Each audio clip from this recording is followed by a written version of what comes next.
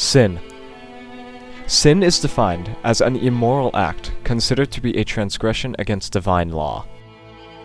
In Christianity, there are 7 primary sins that tend to further immorality in a far more dangerous and even terrifying manner.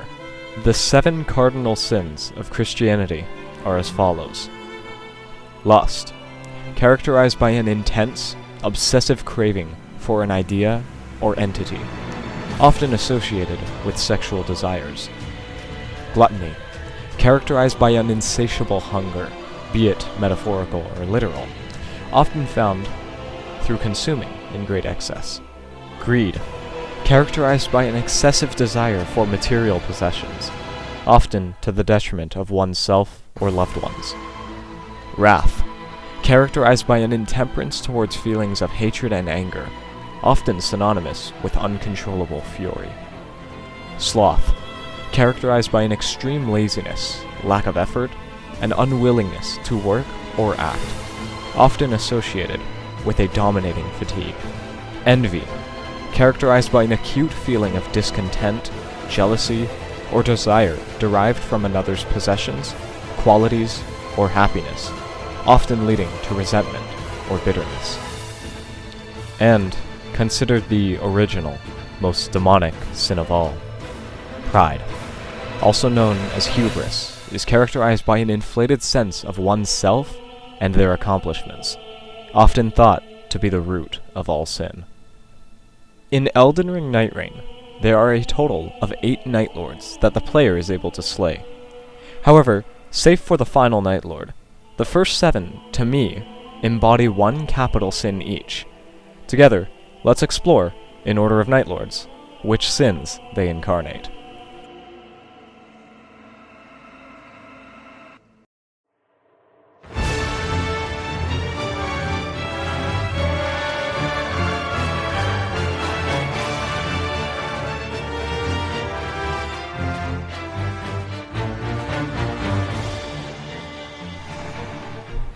Gladius, Beast of Night.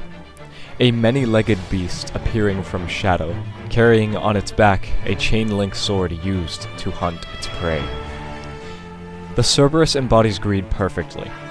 Immediately upon beginning the fight with Gladius, their treasured sword is put to the forefront of the battle, it being swung around, only to be hastily pulled back with the chain. It displays an innate, even primal urge to protect their belonging. While other Nightlords do indeed have some physical weapons, none keep it chained to their body, and keep it as safe as Gladius does. But beyond their mere possession, Gladius demonstrates greed through the very magic they conjure, it being raging flames that scorch their challengers. It invokes the intense, unquenchable, and burning desire for possession. In addition, it alludes to how fire consumes all, just like how greed devours relationships, moral boundaries, and oftentimes one's own humanity.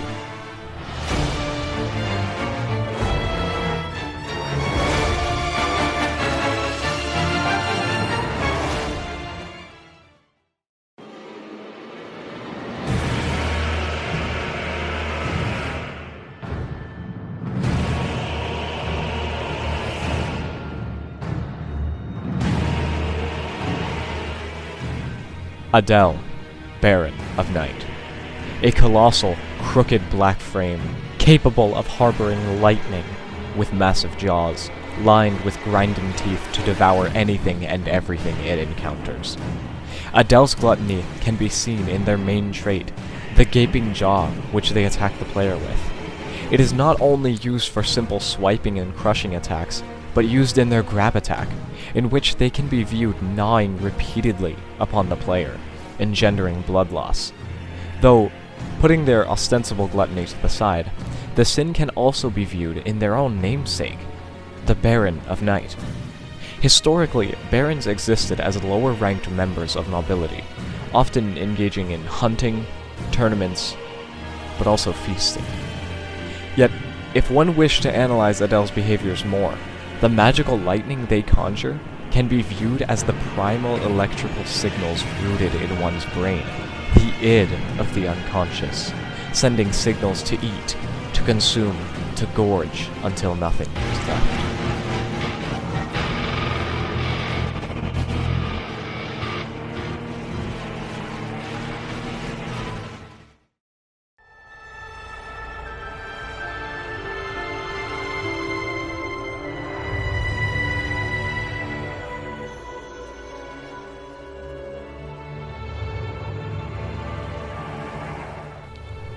Gnoster, Wisdom of Night, a flying insect and living shears that trail the earth.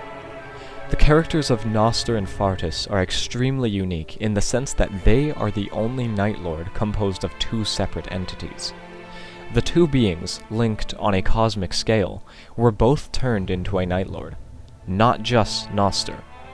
Immediately, lust becomes evident in that display. Beyond mere sexual desires, lust is found between the two as their intimate bond was too powerful for even the night to separate them. Yet, the bond of the two alone, which I believe to be animus in the Everdark Sovereign fight, does not only demonstrate lust, as it can also be found in the very name of the Nightlord, Gnoster, Wisdom of Night. The pursuit of wisdom is often tied to lust, as it becomes a deep longing or ache for truth, transcendence, or understanding. The Greek term eros covered not only sexual desire, but passionate longing, including the longing for that which is divine.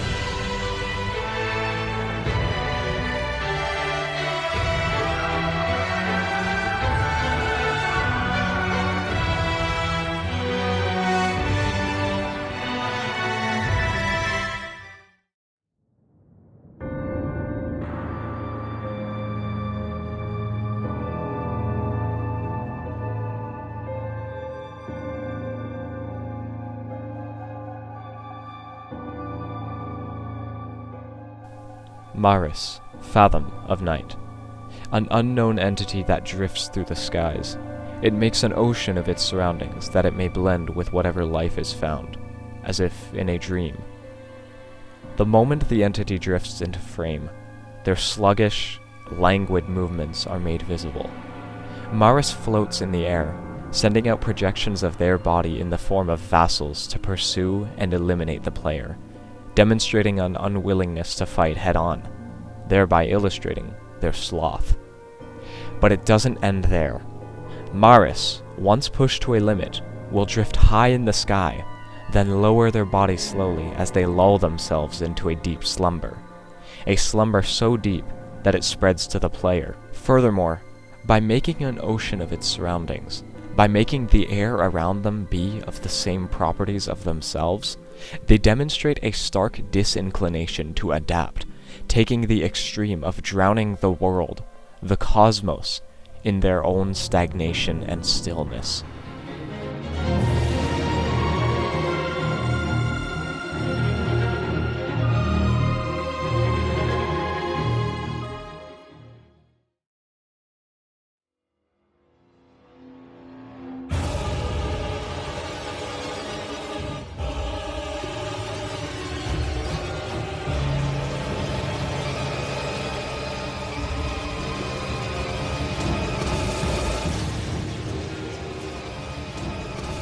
Libra, Creature of Night, a goat-headed being who pretends to be a man, said to be able to use a dubious form of alchemy. Putting the wildly satanic imagery of the entire battle with Libra aside, the very first interaction with them is what sets the stage for envy. The player is presented with a number of deals and accords between themselves and Libra. Each benefit is transactional, and Libra will take properties from the player as a part of a deal. Whether it is one's vigor, stamina, or other traits, Libra seeks constantly to take elements from the player, as if jealous of their humanity and possessions. Moreover, alchemy is defined as a proto-scientific tradition which seeks to purify and perfect materials, commonly displayed in the transmutation of metals into gold. Is not the act itself of alchemy redolent of envy? It usurps the nature of God, the power of transformation, beckoning the notion of divine envy. In short, Libra is consumed by a desire to possess what the player has, and what they should never have.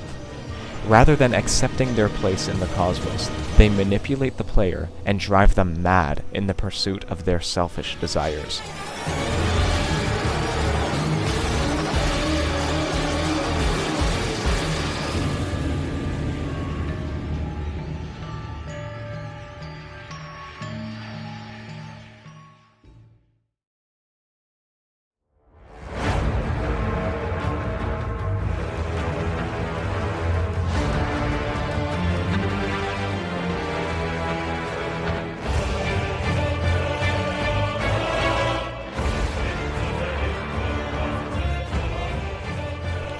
Fulghor, champion of Nightglow.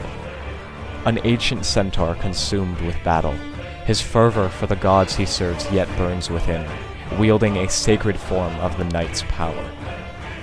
As much as it pains me to discuss Fulghor's psyche in a negative light, as I believe him to be the most morally righteous enemy in the game, I cannot ignore the professed wrath present in him. Fulghor is entirely war-torn. By nature, one does not reach this state without a burning fury present in their soul. Battle after battle, war after war, betrayal after betrayal, Fulghor continues to fight, and though his wrath is indeed righteous as he serves his gods, it is nonetheless wrath. The choir's Colosseum-like chanting resonating in the soundtrack, in addition to the cursed arm of night that bursts forth from his severed arm, both paint the vivid picture of a centaur whose ire and wrath, though born of the gods, led to the consumption of his being.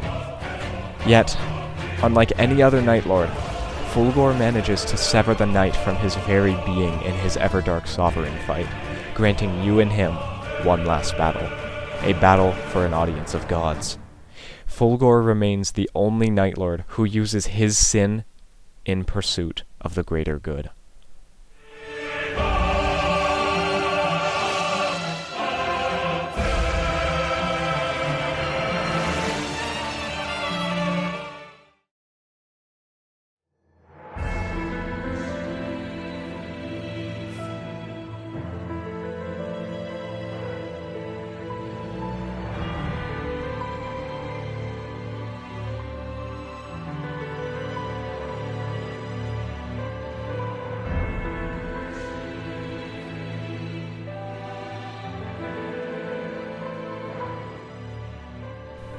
Caligo, Miasma of Night, a prehistoric dragon which lurks within fog.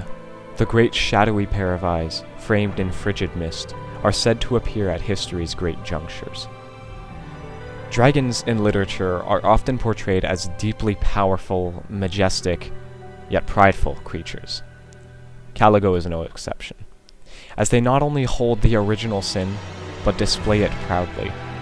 The eyes of Caligo are described to be hidden in mist, as displayed in the beginning of their fight, which demonstrates the prideful detachment Caligo possesses, as they are present but not directly involved in history's significant events. My interpretation is that the dragon believes they have the right to influence or control fate. This is strengthened by the nature of their existence, as the mere fact that their age predates history would give way to a sense of superiority, not by accomplishments, nor strength, but by birthright. Pride makes all who possess it be distant, cold, like ice, the very same ice Caligo harnesses in their fight. Ice can also be viewed as the nature of pride itself, stubborn, unmoving, freezing one's own ability to humble themselves. Besides, their glorious display, in which they crystallize the air in the sky above, letting it shatter and fall upon the battlefield, is a remarkable feat to perform against enemies hundreds of times smaller than oneself, almost as if Caligo revels in their own might, viewing the sky itself buckle and crumble under the weight of their freezing mist. And so, such is the greatest, most evil sin of all, pride.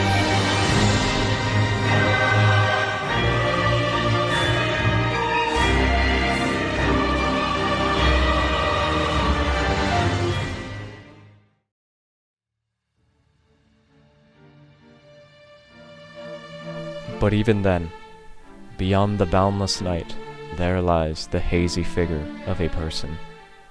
That is the night's origin, an enemy to the world. Heolstor, the final Nightlord, named after the word for darkness in Old English. Calling upon the powers of Gladius, Adel, Gnoster, Maris, Libra, Fulghor, and Caligo, the night aspect embodies sin. Amid the fog, within the endless haze of night, stands the shape of night, the shape of sin.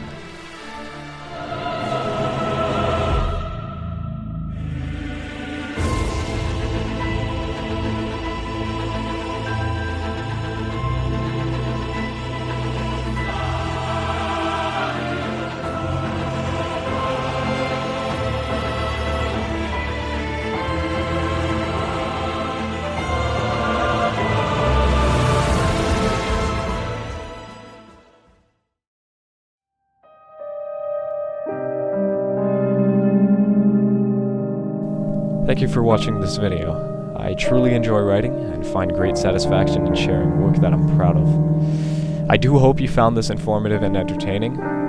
Please, spread the word. I want everyone to see how masterfully constructed the bosses of Nightreign are. But above all, thank you.